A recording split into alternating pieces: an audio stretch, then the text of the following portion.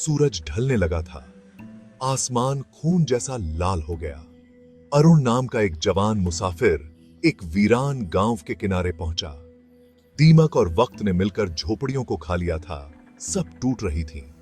गांव के शुरुआत में एक अकेला टेढ़ा मेढ़ा पेड़ खड़ा था। उसकी डालियां किसी कंकाल की उंगलियों जैसी लग रही थीं। अरुण कांप गया। हवा ठंडी थी, असामान्य रूप से ठंडी। अरुण ने अपनी मश्क खोली और गटागट पानी पिया। गांव का सन्नाटा डरावना था। लोग कहां थे? जानवर कहां थे? उसने ऐसे गांवों के किस्से सुने थे जिन्हें जल्दी में छोड़ दिया गया था, लेकिन यह अलग था। यह गलत लग रहा था। उसने आगे बढ़ने का फैसला किया। उम्मीद थी कि रात होने से पहले पनाह मिल जाएगी।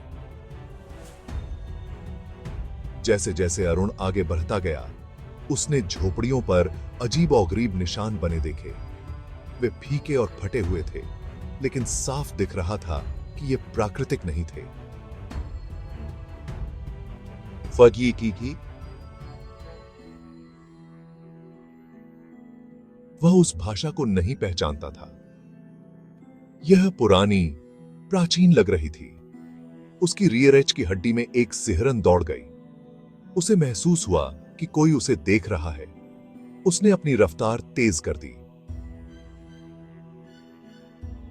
रास्ता गांव के बीचों बीच एक बड़े खुले मैदान में जाता था। वहां बाकी इमारतों से ऊंची एक हवेली खड़ी थी। यह एक भव्य पुरानी हवेली थी, लेकिन बाकी गांव की तरह यह भी टूट रही थी। कभी चमकीला रंग अब उतर रहा था, जिससे नीचे की सड़ी हुई लकड़ी दिखाई दे रही थी। कई खिड़कियों पर तख्ते लगे हुए थे, बाकी अंधेरी, खाली आंखों जैसी थीं। अरुण झिझका। वह इस भूतिया गांव में रात नहीं बिताना चाहता था, लेकिन हवेली ही एकमात्र सुरक्षित जगह थी। वह सावधानी से आगे बढ़ रहा। उसका हाथ अपनी पेटी में खूंसे हुए खुखरी पर रखा हुआ था। वह जितना करीब पहुंचता गया, हवा उतनी ही ठंडी होती गई। उसे कसम से लगा कि उसने एक फुसफुसाहट, एक आहट सुनी है, बस थोड़ी ही दूरी पर। वह हवेली के विशाल लकड़ी के दरवाजे तक पहुंचा। वे खुले हुए थे, टूटे हुए कब्जों से मुश्किल से लटक रहे थे।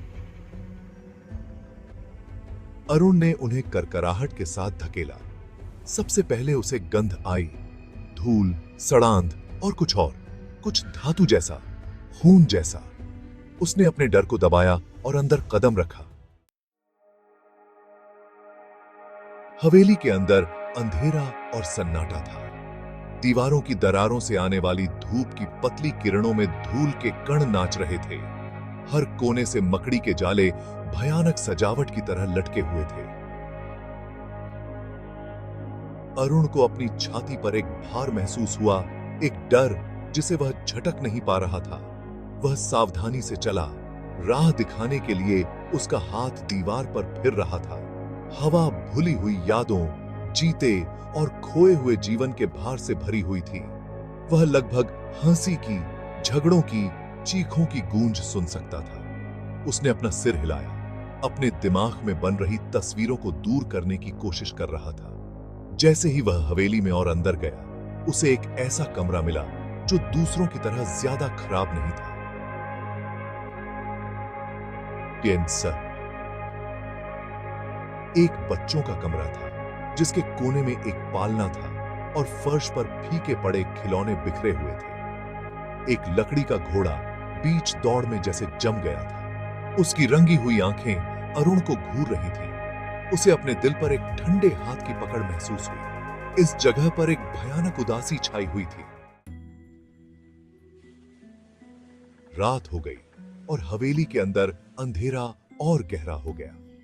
अरुण ने मुख्य हॉल में चूल्हे के बचे हुए हिस्से में एक छोटी सी आग जलाई। आग की लपटें टिमटिमा रही थीं, जिससे दीवारों पर परछाइयां नाच रही थीं। वह अपने कंबल में दुबका हुआ बैठा था। उसकी पीठ एक दीवार से सटी हुई थी। उसकी गोद में उसकी खुखरी रखी हुई थी। उसने सोने की हिम्मत नहीं की। चुप्पी टूट रही थी। उसके चारों ओर घर की क्रैकिंग से, लकड़ी की हर आवाज, टूटी खिड़कियों से आने वाली हवा की हर सरसराहट से उसकी रियर हेड की हड्डी में सिहरन दौड़ जाती थी। उसने कल्पना की कि अंधेरे से आंखें उसे घूर रही हैं। उसने अपनी गर्दन पर बर्फीले उंगलियों का भूतिया स्पर्श महसूस किया।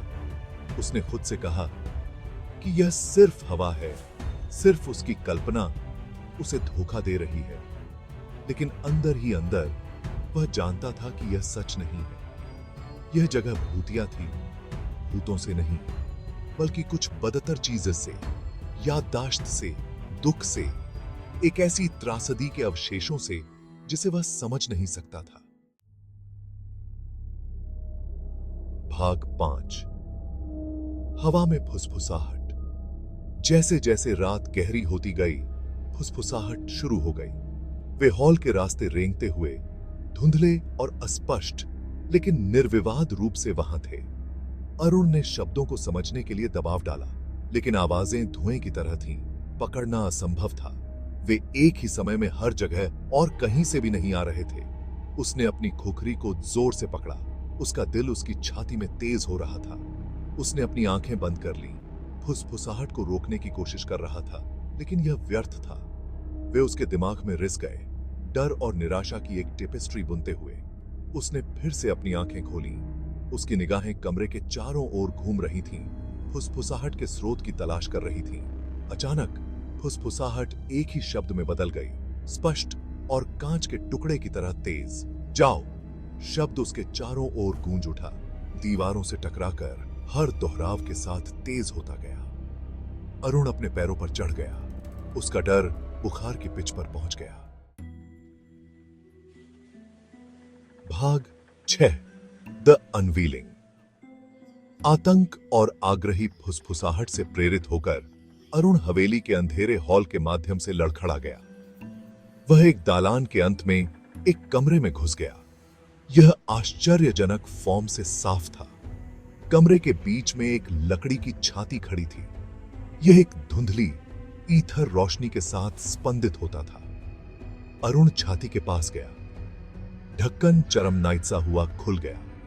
एक सुंदर ढंग से तैयार की गई चांदी की कंघी, और जैसे ही अरुण कंघी को घूर रहा था, फुसफुसाहट वापस आ गई, हवेली के गोष्टियां होने के स्रोत का खुलासा करते हुए।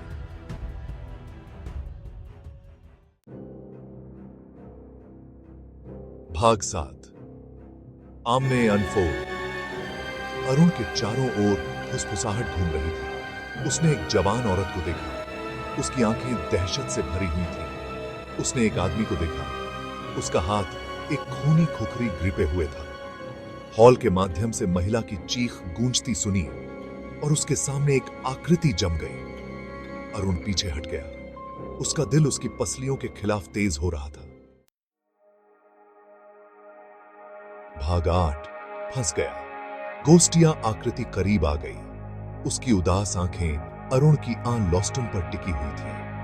वह अपने चारों ओर एक ठंडी हवा को घूमता हुआ महसूस कर सकता था। फुसफुसाहट तेज हो गई। दर्द और क्रोध की आवाज बन गई। वह अतीत की गूंज में डूब रहा था। उसने बोलने की कोशिश की, लेकिन उसकी आवाज उसके गले में ही रह गई। उसने समर्पण के इशारे में बेबसी में अपने हाथ उठाए। यह सिर्फ एक गोस्टिया हवेली नहीं थी, यह एक जेल थी। भाग 9। भोर होती है। अरुण ने अपनी आंखें खोली। भूतिया आकृति चली गई थी। फुसफुसाहट खामोश हो गई थी।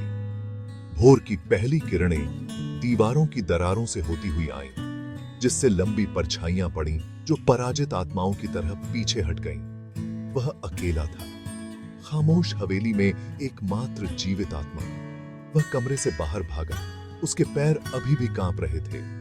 उसने सुनसान हॉल के रास्ते अपना रास्ता बनाया, अपने आरोपित लकड़ी के घोड़े के साथ नर्सरी से आगे, अपहम में अपने ठंडे चूल्हे के साथ मुख्य हॉल से आगे, और अंत में ठंडी सुबह की हवा में बाहर निकल गया। जैसे ही उसने गांव को पीछे छोड़ा, उसने हवेली की ओर देखा। उसका सिलहूट उगते सूरज के खिलाफ कठोर था। वह नहीं जानता था कि भूतों को शांति मिली है या नहीं, लेकिन वह जानता था कि वह उनकी कहानी कभी नहीं भूलेगा। हमटी से उनकी त्रासदी को अपने साथ ले गया, उस अंधेपन की याद दिलाता है जो पुरुषों के दिलों में रह सकता है और जो भूतों को पीछे छोड़ देता है।